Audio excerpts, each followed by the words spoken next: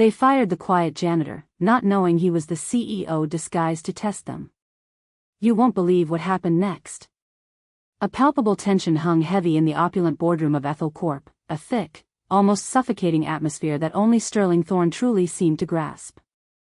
At 58, he occupied the head of the polished obsidian table, a figure of quiet, almost stoic authority, his gaze meticulously sweeping across the carefully composed faces of the executives arrayed before him. Amongst them, Cassian Vane, the chief operating officer, a man whose ambition often outstripped his foresight, fidgeted imperceptibly, a sheen of confident sweat just visible on his brow, a telltale sign of the pressure he felt to perform, even if that performance was built on shaky ground. Opposite him, Serafina Croft, the head of human resources, maintained an almost unnerving composure, her impeccably tailored suit a formidable shield against any perceived weakness, her expression a carefully curated mask of professional detachment. They were presenting the latest quarterly figures, a dazzling cascade of impressive, yet to Sterling's discerning eye, profoundly hollow numbers, each one seemingly achieved through relentless, cost-cutting, and streamlining initiatives that echoed with a chilling, impersonal efficiency. Sterling listened, his expression an unreadable canvas, as they proudly detailed their next phase of operational efficiency, which, to his finely tuned ear, resonated suspiciously like further, systematic dehumanization. The very air in the room felt thinner, stripped of warmth, much like the company he had painstakingly built. A subtle shift in his posture, a slight, almost imperceptible clearing of his throat, brought their polished pitches and self-congratulatory murmurs to an abrupt, chilling halt. The room, which had moments before buzzed with their confident pronouncements, fell into an absolute, discomfiting silence. Cassian offered a strained, almost brittle smile, a flicker of unease crossing his features. "Everything is on track, Mr. Thorne," he ventured, his voice a touch too eager. "We're exceeding projections, demonstrating unparalleled agility in a challenging market." Serafina merely nodded in agreement, her eyes sharp, assessing, searching for any sign of approval or disapproval, her entire being a finely calibrated instrument of corporate vigilance. Sterling's voice, when it finally came, was calm, almost a murmur, yet it possessed an intrinsic gravitas that commanded absolute attention, silencing the last vestiges of nervous energy in the room. "Indeed, Mr. Vane. Ms. Croft. Your dedication to the bottom line has been, not unnoticed." A faint, almost imperceptible smirk, a private amusement entirely missed by the others, played briefly on his lips. Cassian and Serafina exchanged a glance of relief, perhaps even triumph, their shoulders visibly relaxing. They believed they had successfully navigated another meeting with the reclusive, often unpredictable CEO, a man known for his sudden philosophical detours, but ultimately, a man they thought they understood. However, Sterling continued, his gaze now fixed directly on them, a subtle intensity entering his eyes. "There are certain metrics that do not appear on your spreadsheets. Certain, human elements, perhaps, that have been overlooked in the relentless pursuit of efficiency." His words hung in the air, a subtle shift in tone that sent a ripple of vague unease through the room, though Cassian and Serafina, ever dismissive of abstract concepts, brushed it aside as the CEO's typical, perhaps eccentric, philosophical musings. They had heard it before, always dismissed it, and always found a way to justify their methods. Cassian, ever quick to dismiss anything he couldn't quantify, chuckled lightly, a hollow sound. "With all due respect, Mr. Thorne, Ethel Corp thrives on innovation and results, not sentimentality. We ensure our workforce is optimized, productive, and aligned with our corporate vision." His tone carried an implicit condescension, a clear implication that any deviation from this purely transactional path was a weakness, a drain on resources. He saw sentiment as a liability, not an asset. Serafina, ever the pragmatist, her voice cool and detached, added, "Our policies are designed to foster a high-performance environment. Sometimes, difficult decisions must be made for the greater good of the company. It's simply the reality of modern enterprise." Her words were delivered with a cool, detached precision, the kind that had become her signature, a chilling testament to her ability to compartmentalize human cost. Sterling Thorne simply leaned back in his chair, a profound weariness etched around his eyes, a weariness born of years of watching his vision slowly erode. Yet, beneath that fatigue, a steely glint of resolve shone within them, a quiet fire that had been rekindled. He looked at them, truly looked at the two architects of Ethel Corp's increasingly hollow success, individuals who saw people as numbers, and a quiet sigh escaped his lips, barely audible. Yes, he mused, almost to himself, his voice a low hum, difficult decisions. And a high-performance environment. You speak of these things with such conviction, such unwavering certainty. He paused, letting the silence stretch, allowing their misguided confidence to swell, to fill the void.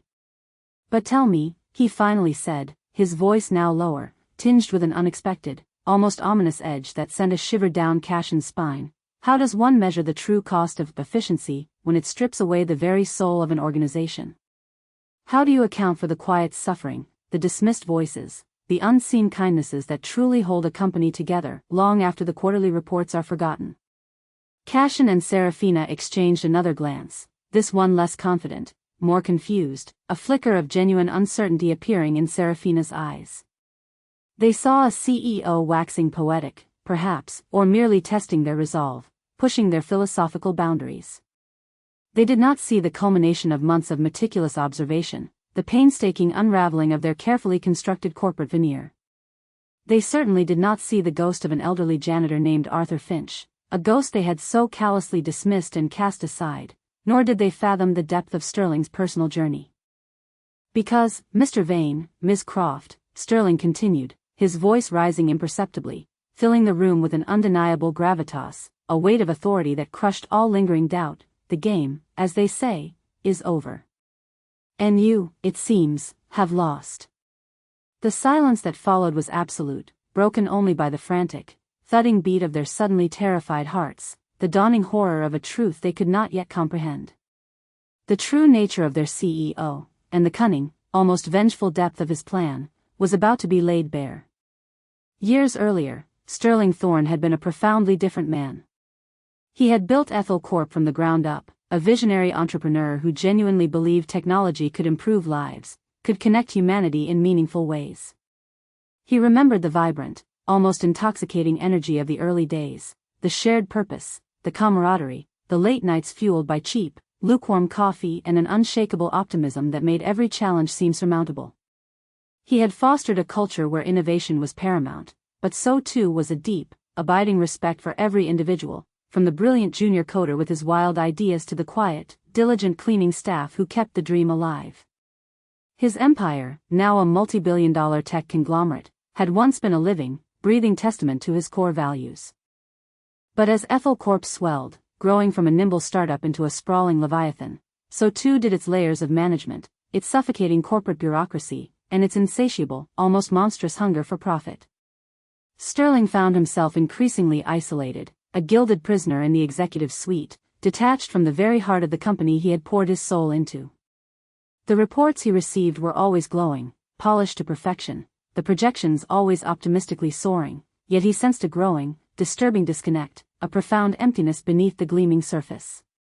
The vibrant, human energy that had once defined Ethel Corp seemed to be draining away, replaced by cold, hard metrics, impersonal algorithms, and an increasingly ruthless corporate culture that prioritized the abstract bottom line over the very real well-being of its people. He watched, with growing dismay and a gnawing sense of helplessness, as ambitious executives climbed the ladder, not by fostering talent or inspiring genuine loyalty, but by streamlining departments with surgical precision, optimizing human resources into mere cost centers, and reducing employees to easily digestible statistics on a spreadsheet. He saw it in the glazed, weary eyes of the new hires, fresh-faced but quickly jaded, in the forced, brittle smiles of the long-term employees, their spirits slowly being extinguished. He heard it in the hushed, fearful whispers in the corridors, the unspoken anxieties that permeated the air. The company, once a family, a cohesive unit, was becoming a soulless machine, and he, its founder, felt like a distant, irrelevant cog, his vision twisted beyond recognition. His initial attempts to steer the ship back towards its humanistic roots, to reignite the flame of empathy, were met with polite, deferential nods and immediate, frustrating subversion. With all due respect, Mr. Thorne, he'd often hear, the phrase delivered with an infuriating blend of reverence and dismissal, that approach isn't scalable in today's competitive market. Or, our investors demand a leaner operation, Mr. Thorne. We simply cannot afford such indulgences. His trust in the upper echelons of his own company had eroded, replaced by a gnawing, persistent suspicion that those he had entrusted with his legacy were systematically dismantling its very soul, brick by precious brick. He suspected that the empathy, the genuine concern for well-being he had once championed, had been replaced by a callous, almost predatory pursuit of the bottom line, particularly when it came to the lower-wage workers who formed the invisible, unacknowledged backbone of the organization. He needed to know the truth, unfiltered by reports and carefully crafted presentations, untainted by corporate spin. He needed to see Ethel Corp through the eyes of its most overlooked, most vulnerable employees. The idea for the disguise came to him during a particularly sleepless night, a desperate, almost absurd notion that soon solidified into an elaborate, meticulously detailed plan. To truly understand the daily lives of his employees, to assess the company's moral compass, its very heart, he would become invisible. He would become Arthur Finch, a quiet, elderly janitor, a persona specifically designed to blend into the corporate shadows. He envisioned the character with painstaking precision, a worn, slightly ill-fitting uniform that would obscure his powerful physique, a pair of thick-rimmed glasses that would cleverly obscure his piercing, intelligent gaze, and a slight, believable limp that would slow his pace, making him seem less formidable, more approachable, and utterly unremarkable. He practiced the limp endlessly in his mansion's vast, echoing corridors, perfecting the subtle drag of his left foot, the slight hunch of his shoulders that would make him appear smaller, less imposing.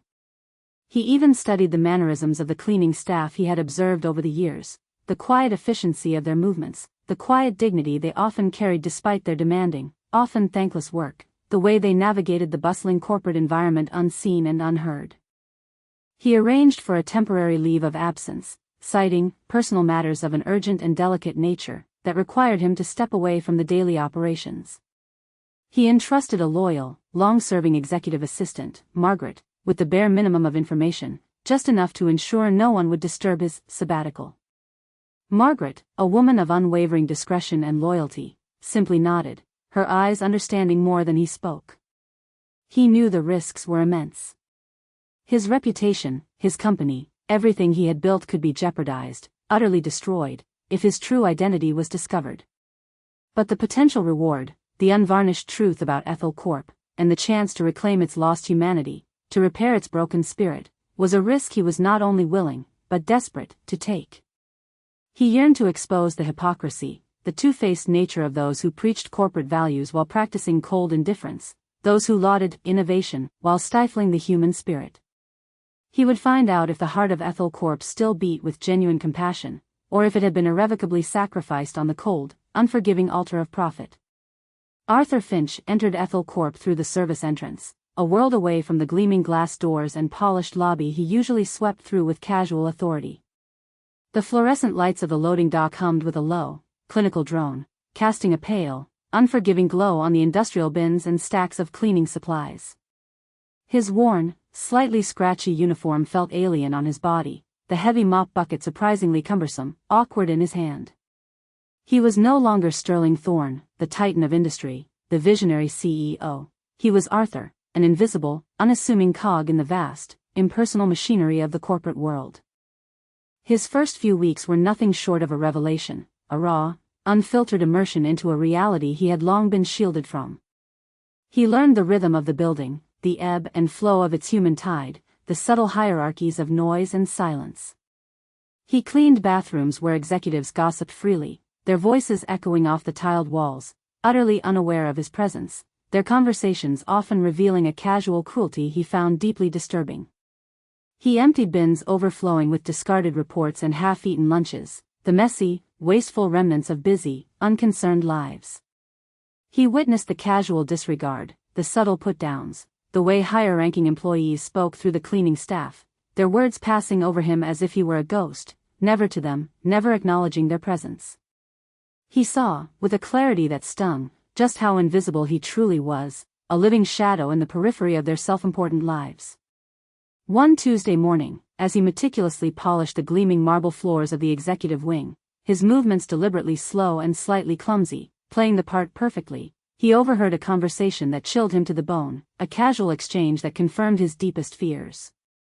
Cashin Vane and Serafina Croft emerged from Cashin's office, their voices carrying easily in the otherwise quiet hallway, their tones crisp and unburdened by empathy. Cashin was animated, gesturing expansively, his face alight with a ruthless enthusiasm. "I tell you, Serafina, the Q4 projections are tight," Cashin declared, his eyes scanning the hallway, but not truly seeing the hunched figure with the mop. "We need to find areas for further optimization, aggressive cuts. The janitorial staff, they're a significant overhead, a large line item.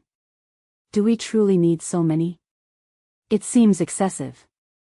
Serafina, ever the picture of corporate efficiency, adjusted her designer scarf with a delicate, almost dismissive gesture. "Indeed, Cashin. I've already flagged several underperforming individuals for review. Redundancy is a word that comes to mind, especially for those close to retirement.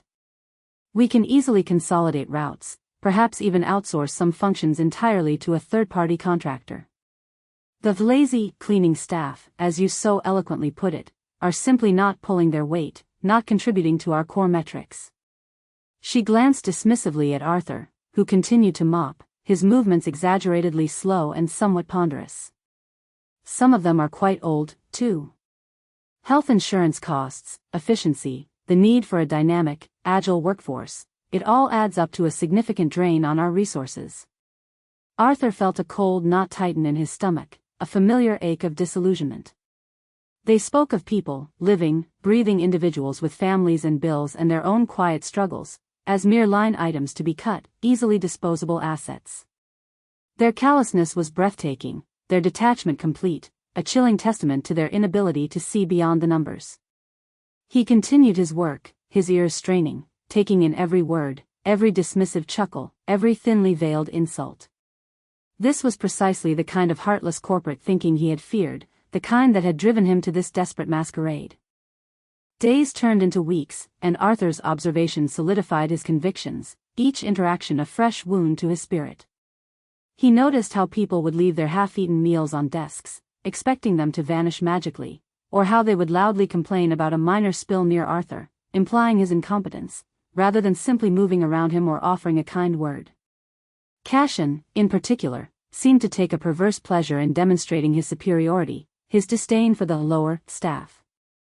Once, Arthur was struggling to maneuver a particularly heavy cart through a narrow doorway, his feigned limp making the task more challenging, when Cashin, striding purposefully down the hall, stopped directly in front of him, blocking his path entirely. "Excuse me, Arthur," Cashin said, his tone dripping with condescension, a barely concealed impatience in his voice. "Do you think you could perhaps pick up the pace? Some of us have important meetings to attend, critical decisions to make, and you're creating a rather unsightly bottleneck. Time is money, you know." He didn't offer to help, didn't even step aside to create more room. He simply stood there, arms crossed, watching Arthur struggle to pivot the unwieldy cart, a smug smirk playing on his lips. Serafina, walking a few paces behind Cashin, merely offered a tight, judgmental smile, her eyes conveying the unspoken message, *C? Inefficient. A clear drain on our optimized system, Arthur, playing his part perfectly, mumbled a low apology, his face a mask of feigned embarrassment and deference, but inside, a quiet, simmering rage began to burn, a cold resolve. Their contempt was palpable, a constant, low-level hum of disrespect that permeated the very air he breathed. Yet, amidst this landscape of indifference, a different kind of interaction began to emerge, a quiet counterpoint to the executive's chilling callousness. It came from Kalen Reed, a junior software engineer, whose cubicle Arthur cleaned every evening. Kalen was young, perhaps in his late 20s, with tired eyes that spoke of long hours and a perpetual air of being slightly overwhelmed by the demands of his job. Arthur had noticed Kalen often stayed late, hunched over his computer, the glow of the screen illuminating his weary face, a half-eaten sandwich the only companion to his solitude. One evening, as Arthur was emptying the small bin beside Kalen's desk, Kalen looked up, his brow furrowed in concentration, but then he noticed Arthur, truly saw him, not as an extension of the furniture, but as another human being.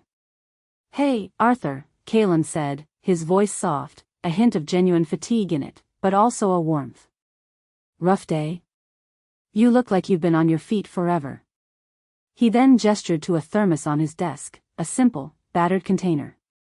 I've got a bit of extra coffee here, still warm. Want some? Looks like you could use a break. Arthur paused, startled by the unexpected gesture. No one, not a single person, had ever offered him anything before, let alone a spare coffee, a simple act of human connection. He had expected to remain utterly invisible. He nodded slowly, a slight catch in his throat, and Kaelin, without hesitation, poured him a small cup, the steam rising invitingly, filling the small space with a comforting aroma. Thanks, son, Arthur mumbled, his voice raspier than usual from disuse, a genuine gratitude stirring within him. Kaelin simply smiled, a tired but sincere curve of his lips. No problem. We're all in this together, right? Just trying to make it through the day. It was a small gesture, almost insignificant in the grand scheme of things, but to Sterling, masquerading as Arthur, it was a beacon in the corporate gloom, a testament to the enduring spark of humanity. Another time, Arthur was struggling with a particularly heavy industrial bin, filled to the brim with shredded paper and discarded packaging from the bustling mailroom. His feigned limp made the task far more challenging, and he genuinely strained to move the unwieldy weight, his muscles aching with the effort. Just as he was about to give up and fetch a colleague, fearing he might genuinely injure himself, Kaelin emerged from a nearby stairwell, clutching a precarious stack of documents. Seeing Arthur's struggle, Kaelin didn't hesitate for a moment. He dropped his papers, scattering them across the floor with a soft thud, rushed over, and without a single word, grabbed the other handle of the bin, his young face straining with effort. Here, let me get that, Arthur, Kaelin grunted, his muscles straining, clearly feeling the weight. Together, with coordinated effort, they maneuvered the bin onto the service elevator, the metal groaning in protest. Kaelin didn't ask for thanks, he just offered a brief, understanding nod, his breath coming in short gasps. Sometimes these things are heavier than they look, he said, catching his breath. Don't hurt yourself, old-timer. We can't have you breaking down on us. His words were a little rough around the edges, perhaps, but his intention was pure kindness, unburdened by expectation or judgment. Sterling, as Arthur, felt a warmth spread through him that had nothing to do with physical exertion, a profound sense of affirmation. He saw a young man, clearly burdened by his own struggles, by the immense pressure of his job, by what appeared to be financial hardship, yet still willing to extend a hand to someone he perceived as weaker and less significant, someone literally beneath him in the corporate hierarchy. He saw himself, perhaps, in Kaelin's quiet determination, the echo of his own early struggles before the billions, before the detachment. He also noticed Kaelin often ate lunch alone, his clothes well-maintained but visibly worn, suggesting a tight budget, a careful frugality. He was clearly struggling, perhaps financially, perhaps with the immense pressure of his job, yet his innate humanity remained intact, a shining contrast to the darkness around him. The culmination of Arthur's employment, the final test, came abruptly. One crisp Monday morning, as Arthur was finishing cleaning the main lobby, meticulously wiping down the glass doors, a security guard approached him, his face impassive, a terse message delivered without preamble. Arthur Finch, report to HR, room 3B. Ms. Croft wants to see you. Immediately. Arthur knew this moment was coming. He had anticipated it, felt it in the chilling efficiency of the corporate machine. He walked slowly, his limp more pronounced, a deliberate performance, towards the specified room. Inside, Serafina Croft sat behind a large, intimidating desk, her face devoid of warmth, her expression a blank slate of professional indifference. Cassian Vane stood beside her, arms crossed, a smug, almost triumphant expression on his face, the look of a man who had successfully trimmed the fat. They didn't invite Arthur to sit, he remained standing, a symbol of his perceived insignificance. Arthur, Serafina began, her voice cool and professional, utterly devoid of empathy, we've reviewed your performance over the past few months. While we appreciate your efforts, we've had to make some difficult decisions regarding budget restructuring and operational efficiency. It's simply the nature of the market. She paused, as if expecting him to understand, to simply accept his fate. Unfortunately, your role has been identified as redundant. We're letting you go, effective immediately. Cashin stepped forward, his voice sharper, cutting through the silence. Frankly, Arthur, your pace is simply too slow. We need our staff to be proactive, to deliver results. You just don't fit the mold of a high-performance employee. We need to trim the fat, as it were, to ensure we remain competitive. He smirked, the phrase echoing the earlier conversation Arthur had overheard, a chilling confirmation of their casual cruelty. Arthur looked at them, feigning a tremor in his hands, his head bowed slightly. But I've always tried my best, he pleaded, playing the part of the desperate, elderly man, his voice cracking slightly, filled with a feigned vulnerability. I need this job. My pension, my family. Serafina merely shrugged, her perfectly manicured hand gesturing vaguely towards a pre-prepared envelope lying on the desk, sealed and impersonal. Your final paycheck and severance details are in here. It's a standard package. Security will escort you out. We wish you well in your future endeavors, Arthur. Her words were hollow, a cold, perfunctory dismissal, a corporate execution. They offered no empathy, no genuine regret, simply a robotic adherence to corporate policy. They saw not a human being with a life and needs, but a problem solved, a cost reduced, a successful metric achieved. As Arthur slowly turned to leave, his heart heavy with the weight of their blatant inhumanity, the raw, unfiltered contempt he had witnessed for months, he saw Kalen Reed peering out of his office, his face etched with concern, his eyes immediately drawn to the scene. Kalen, seeing Arthur's slumped shoulders and the HR executive's cold demeanor, sensing the grave nature of the situation, rushed forward, an instinct born of pure, unadulterated compassion. Arthur? Is everything okay? Kalen asked, his voice genuinely worried, a stark contrast to the glacial silence. He looked from Arthur to the unyielding faces of Cashin and Serafina, the pieces of the puzzle quickly falling into place in his mind. Cashin merely waved Kalen away with a dismissive hand, as if swatting an annoying fly. Employee matter, Mr. Reed. Focus on your work. This doesn't concern you. Kalen ignored him, stepping closer to Arthur, his concern overriding any sense of corporate hierarchy. Are you all right?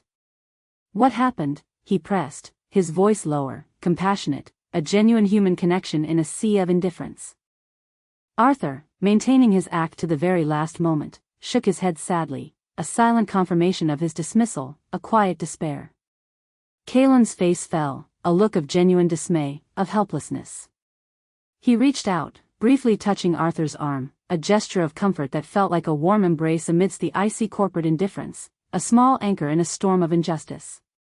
I'm so sorry, Arthur, Kalen whispered, his eyes filled with a helpless pity, a profound sense of unfairness. That's not right. You're a good man. As Arthur was escorted out, the stark, brutal contrast between the executive's utter contempt and Kalen's unexpected, struggling humanity solidified Sterling's resolve. The test was complete. He had found the rotten, cancerous core, and he had found the fragile, yet hopeful spark of goodness that still flickered within the company he loved. The stage was now meticulously set for the shocking revelation, and the justice that would surely, irrevocably follow. The following morning, the executive boardroom buzzed with an unusual air of nervous anticipation, a crackling energy beneath the surface of polite professionalism. Cashin Vane stood confidently at the podium, a large screen behind him displaying dazzling charts and graphs, ready to present his vision for a streamlined Ethel Corp to the full board of directors and a select group of high-level investors. Serafina Croft sat nearby, radiating an aura of calm, almost serene competence, a picture of corporate perfection, ready to field any HR-related questions about their recent, highly praised, optimizations. They had just successfully implemented their latest round of aggressive cost-cutting measures, and they were utterly confident in the positive, even effusive, reception they were about to receive. As you can see, ladies and gentlemen, Cashin boomed, his voice echoing slightly in the spacious room, filled with a triumphant resonance, our aggressive restructuring has already yielded significant dividends, far exceeding expectations. We have reduced overhead by nearly 15% in Q4, primarily through targeted redundancies and process efficiencies that have eliminated all unnecessary expenditure.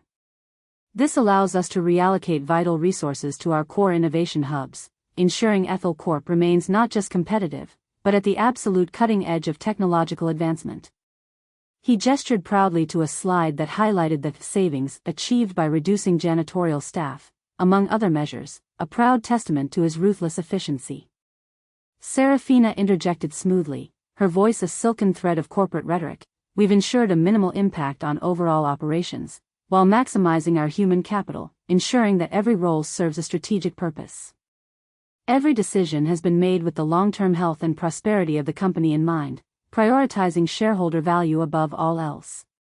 She even managed a faint, almost imperceptible smirk, a private moment of satisfaction, thinking of the inefficient old janitor, Arthur Finch, who was no longer a drain on their carefully balanced budget. Just as Cashin was transitioning to his next slide, a triumphant flourish on his lips, the heavy oak doors at the back of the boardroom swung open with a soft, deliberate creak, a sound that seemed to reverberate with unexpected gravitas. All heads turned as one, a collective ripple of curiosity passing through the room. Standing in the doorway, framed by the bright, almost ethereal light of the hallway, was Sterling Thorne. But this was not the Sterling Thorne they knew, not the slightly stooped, detached figure they were accustomed to. He was impeccably dressed in a custom-tailored suit of the finest charcoal wool, his silver hair perfectly coiffed, every strand in place, his posture erect and commanding, radiating an almost palpable power. The slight limp, the worn glasses, the stoop of the shoulders, all were gone, vanished as if they had never existed. His eyes, usually softened by age and introspection, now held a piercing, unyielding intensity, a cold, focused gaze that swept across the room, settling on Cashin and Serafina like a hawk on its unsuspecting prey. A collective gasp rippled through the room, a wave of stunned realization. Cashin, mid-sentence, his confident smile frozen on his face, his mouth agape, stumbled back slightly from the podium. Serafina's carefully constructed composure shattered instantly, a flicker of raw, unadulterated terror replacing her usual poise, her eyes widening in dawning horror. They had expected him, of course, to arrive at some point, but not like this, not with such an unsettling, almost accusatory presence. And the look in his eyes, it was different. It was the look of a man who knew a terrible secret. Sterling walked slowly, deliberately, towards the head of the table, not to his usual, familiar seat, but to stand directly in front of Cashin and Serafina, positioned as if he were their judge. He was flanked by two stern-faced individuals, his personal legal counsel, Marcus Vance, a man known for his unflinching tenacity, and his chief financial officer, Eleanor Vance, her expression equally grim. Both had been fully informed of Sterling's extraordinary masquerade and his precise, unwavering intentions. The air crackled with unspoken questions, with dawning, sickening realization, a thick, suffocating dread. Mr. Vane, Sterling's voice was like honed steel, cutting through the stunned silence, each word a precisely aimed blade. Miss Croft. I believe you were just discussing targeted redundancies and process efficiencies? His tone was dangerously calm. Cashin, his face a sickly pale, stammered, his words catching in his throat. Why yes, Mr. Thorne. We've made excellent progress. The board is quite impressed, I believe, with our strategic foresight. He gestured weakly towards the board members, whose faces were a mixture of confusion, growing apprehension, and an almost morbid fascination. Sterling's gaze hardened, becoming almost glacial. Indeed. And among these targeted redundancies, I believe you recently saw fit to terminate the employment of a certain Arthur Finch? The name hung in the air, a bell tolling for Cashin and Serafina, a death knell for their careers. Their faces went utterly ashen, the last vestiges of color draining from them. Arthur Finch. The old, slow janitor. The one they had dismissed without a second thought, without a shred of empathy, seeing him as nothing more than a number, an inconvenience. The blood drained from Serafina's face, her eyes darted frantically between Sterling's unyielding gaze and the impassive faces of his lawyers. A cold, terrible, mind-numbing understanding began to dawn on her, a realization that twisted her stomach into knots. Arthur Finch? Cashin managed, a nervous, almost hysterical laugh escaping him, his voice trembling uncontrollably. Yes, Mr. Thorne, an unfortunate but necessary measure, I assure you. He simply wasn't meeting our performance metrics. A rather inefficient fellow, I'm afraid.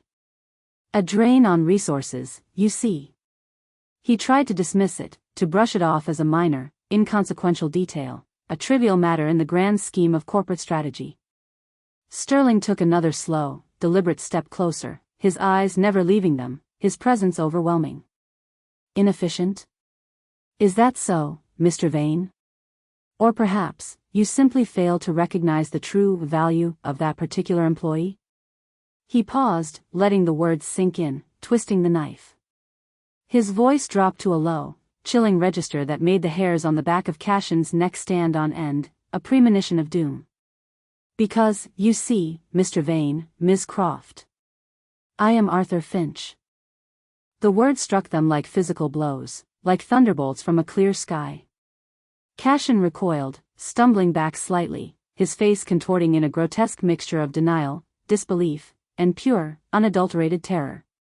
Serafina gasped, a sharp, choked sound, her hand flying to her mouth, her eyes wide with a horrifying, impossible disbelief. The entire boardroom erupted in a flurry of whispers, gasps, and murmurs of shock, a cacophony of stunned realization. Board members leaned forward, their expressions a mixture of astonishment, bewildered curiosity, and dawning horror. Impossible. Cashin finally choked out, his voice hoarse, his mind reeling, desperately searching for a rational explanation. That old man, the janitor, that was, you? It's a trick. Sterling Thorne offered a cold, mirthless smile, a chillingly precise gesture that sent shivers down their spines. Indeed. For the past 6 months, I have walked the halls of Ethel Corp not as its founder and CEO, but as the Invisible Man. I have emptied your bins, cleaned your restrooms, and yes, Mr. Vane, I have listened to your contemptuous remarks about trimming the fat and the lazy cleaning staff, often within earshot, I might add, as you spoke directly over me. His voice was now laced with an icy sarcasm that cut deeper than any accusation. And Ms. Croft, I witnessed your clinical disregard for human well-being, your prioritization of corporate image over individual dignity, as you summarily dismissed me, an inefficient burden, from the very company I built with my own hands and my own values. He gestured to his lawyers, his gaze sweeping across the stunned board. Mr. Vance, if you please, distribute the full report of my findings. Marcus Vance, without a word, his face a mask of professional resolve, began handing out thick dossiers to every board member, each containing meticulous notes, precise dates, and painstakingly documented instances of their corporate malfeasance, their profound disdain for employees, and their systematic dismantling of Ethel Corp's core values. The final insult, the callous dismissal of Arthur Finch, was noted as the chilling culmination of their heartless regime, the ultimate proof of their depravity. Cashin and Serafina stood frozen, their carefully constructed personas crumbling into dust before the horrified eyes of the entire board. The horror of their situation, the utter, absolute devastation of their careers and reputations, crashed down upon them with the force of a tidal wave. They had not merely fired an old janitor, they had fired the CEO. And they had done so with a contempt, a disdain, an almost gleeful cruelty that Sterling Thorne would never, could never, forget. The masks had fallen, and the true faces of greed, indifference, and utter professional callousness were now exposed for all to see, stripped bare in the unforgiving light of truth. The immediate aftermath of Sterling Thorne's revelation was nothing short of a corporate earthquake, a seismic shockwave that reverberated through every level of Ethel Corp and beyond. Cashin Vane and Serafina Croft, who moments before had been basking in the illusory glow of their supposed achievements, found themselves drowning in a sea of public humiliation and professional ruin, their carefully constructed lives collapsing around them. Sterling's calm, methodical dismantling of their careers was swift, precise, and utterly merciless.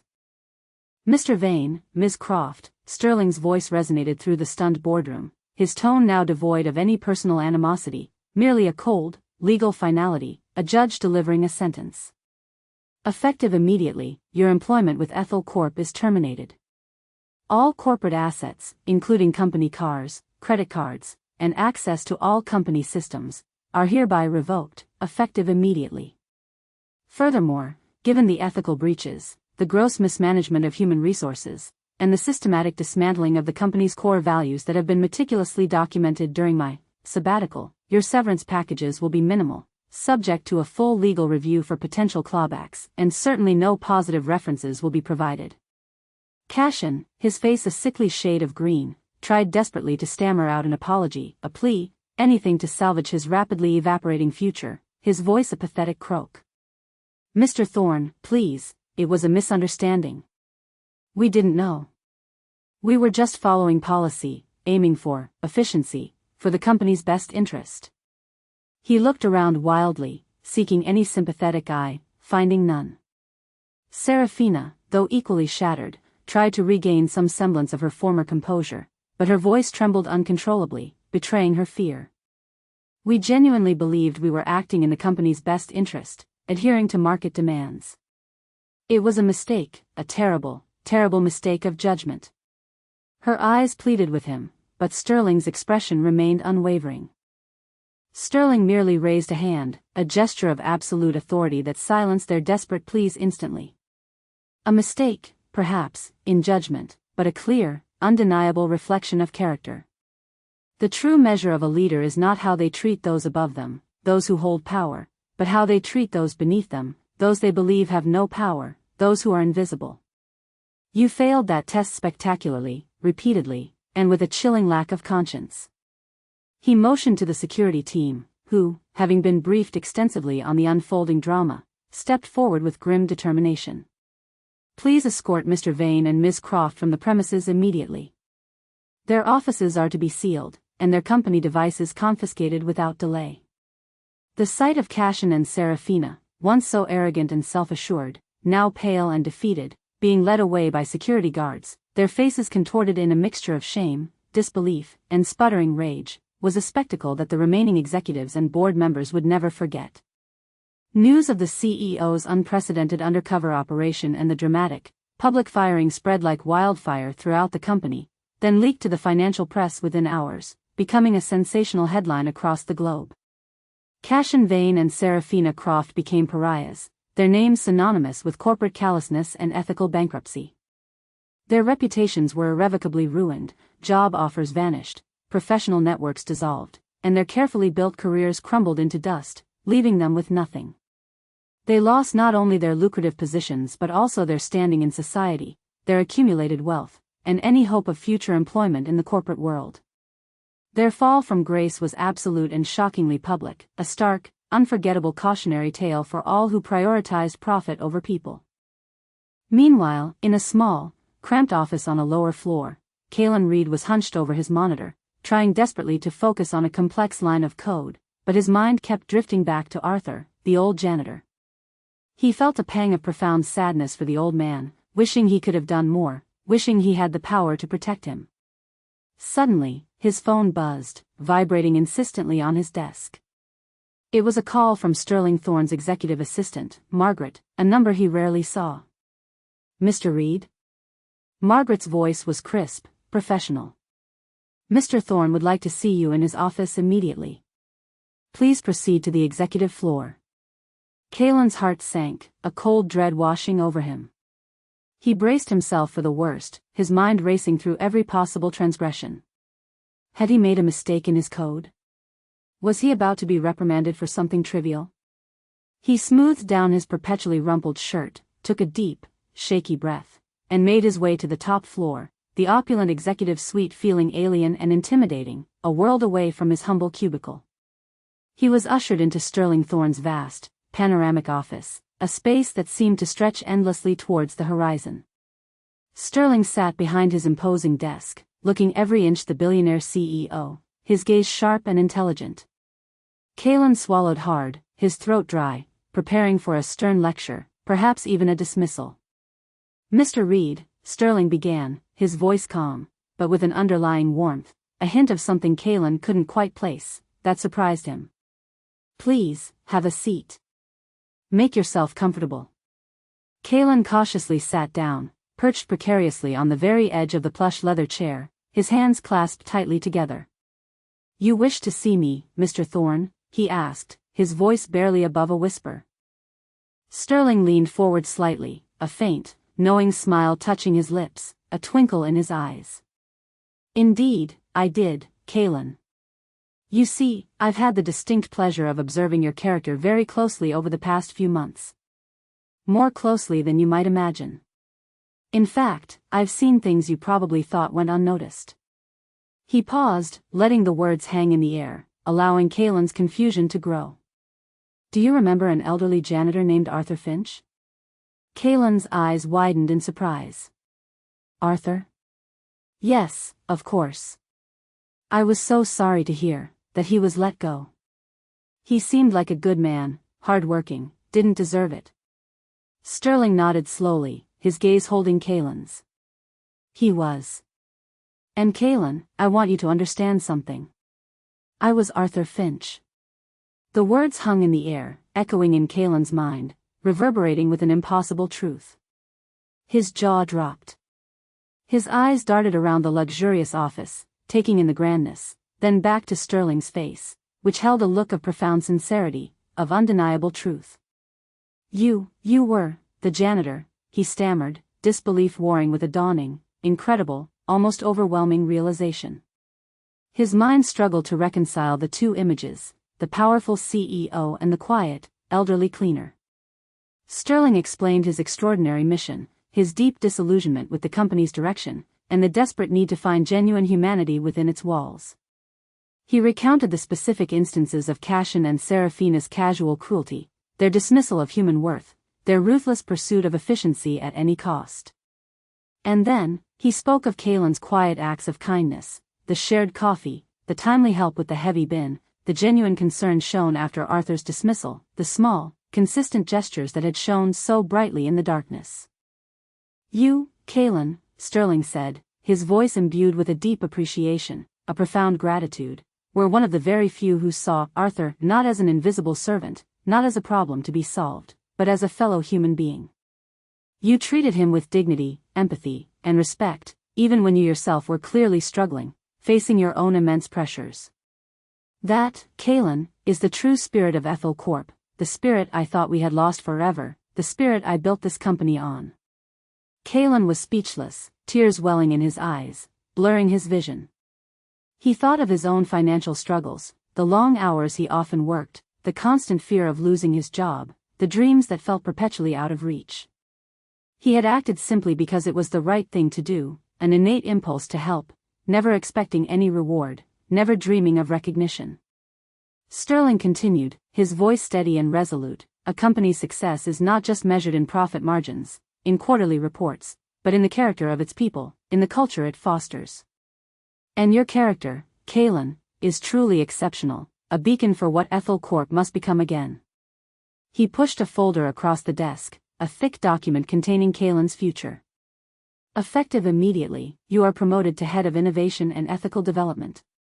This crucial role will oversee not just technological advancement and groundbreaking research, but also ensuring that Ethel Corp operates with a renewed, unwavering focus on employee well-being, social responsibility, and a culture of genuine respect. Your salary will reflect this new responsibility, justly and generously, and I've also established a fund in your name, a significant sum, to ensure you can pursue your personal and professional dreams without the burden of financial stress. Consider it a testament to the undeniable fact that kindness, Kalen, is the most valuable currency of all, more precious than any profit. Kalen could only stare, tears now streaming freely down his face, overwhelmed by the sheer magnitude of this unexpected reward, this profound validation. It was more than he could have ever dreamed, not just a promotion, but financial freedom for himself and his family, the ability to pursue further education, and a chance to truly make a significant, lasting difference in the company he had quietly, diligently served. He, who had struggled to afford a decent meal, now held the keys to a future brighter than he could have ever imagined, a future built on the foundation of a simple, selfless act. The world had turned upside down, and for once, for Kalen, it had turned for the good, a testament to the quiet power of human decency. Months later, Ethel Corp was undergoing a profound, almost miraculous transformation. Sterling Thorne had systematically purged the toxic elements from its leadership, replacing them with individuals who shared his renewed vision for an ethical, human-centric corporation, leaders who understood that true strength came from within, from its people. The Arthur Finch incident became an enduring legend within the company, a constant, whispered reminder that true leadership and true character were measured not by titles or wealth, but by the quiet dignity shown to every individual, regardless of their position. Sterling, no longer a cynic, no longer burdened by the weight of corporate apathy, felt a profound sense of peace, a deep, abiding contentment. He had found what he sought, the enduring spark of human goodness, the proof that his initial dream for Ethel Corp was not entirely lost. He spent more time walking the floors, interacting with employees at all levels, fostering a culture of openness, transparency, and genuine respect that had been sorely missing for too long. He no longer needed a disguise. His employees now saw him not just as a CEO, but as a man who understood their daily realities, a man who had walked in their shoes. Kalen Reed thrived in his new, vital role. He approached his responsibilities as head of innovation and ethical development with the same quiet dedication, empathy, and unwavering integrity he had shown as a junior engineer. He implemented groundbreaking programs that supported employee mental health and well-being, fostered truly inclusive work environments, and ensured that the human element was always considered, always prioritized, in every corporate decision, large or small.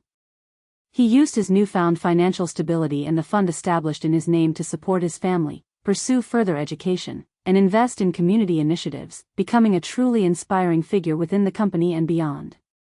He often thought of Arthur, the old janitor, and how a simple act of kindness, extended without expectation of reward, had fundamentally changed his entire life, opening doors he never knew existed. The story of Sterling Thorne, the powerful CEO who became an invisible janitor, resonated far beyond the walls of Ethel Corp, becoming a modern parable about integrity, empathy, and the hidden, devastating costs of unchecked greed. It was a powerful testament to the timeless truth that character is revealed not in the spotlight of success, not in grand gestures, but in the quiet shadows of everyday interactions, in the most humble of moments. It is in the way one treats those they believe to be beneath them, those who are invisible, those who serve quietly, that the true measure of a soul is found. And as the world often reminds us, though the path may be long and the trials many, genuine kindness, extended without expectation of reward, always finds its way back, blossoming into blessings far beyond what one could ever imagine. For in the grand, intricate tapestry of life, the threads of compassion are the strongest, weaving together destinies and proving that good deeds, like seeds scattered on fertile ground, inevitably yield the most abundant, most beautiful harvests. If this story of transformation, unexpected justice, and the enduring power of kindness resonated with you, imagine the other incredible, true-to-life narratives waiting to be discovered. Our channel is filled with more powerful tales about people whose lives changed overnight due to incredible circumstances, or those who faced immense challenges with unwavering spirit, proving that good truly triumphs. Don't miss out on these powerful stories that inspire and uplift. Hit that subscribe button and turn on the notification bell so you're always the first to know when a new video drops, bringing you more stories of human resilience and unexpected turns of fate.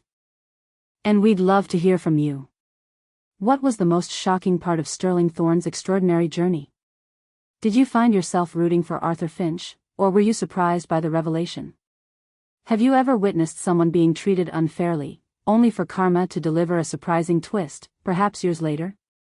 Share your thoughts and experiences in the comments below. Your insights make our community stronger, and your stories add to the richness of our shared human experience.